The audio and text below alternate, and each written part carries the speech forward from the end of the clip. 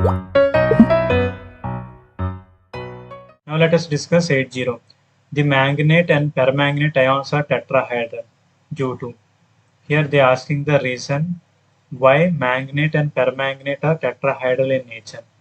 First of all, write the structures of manganate and permanganate. The first one is manganate. Its structure is yes. Okay. Now let us see the structure of permanganate.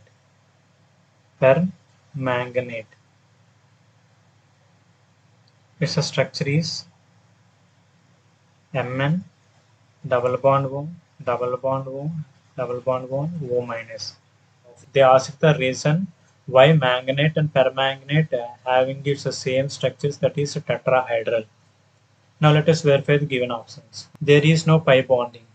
Here this statement is incorrect. Why? Because there is a pi bonding between p orbitals of oxygen and d orbitals of manganese. That's why statement 2 is incorrect. Here the pi bonding involves overlap of p orbitals of oxygen and with p orbitals of manganese.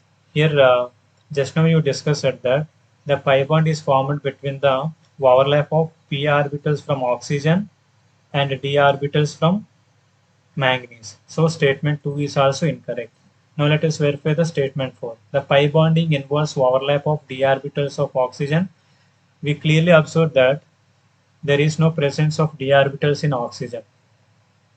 Only presence of p orbitals are present in oxygen. There is no presence of d orbitals. So statement itself wrong.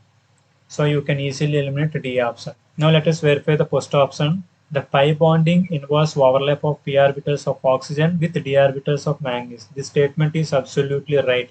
Why? Because the pi bond is formed by overlapping of p orbitals and with the d orbitals in manganese to form the pi bonds. That's why statement 1 is correct among the 4 options.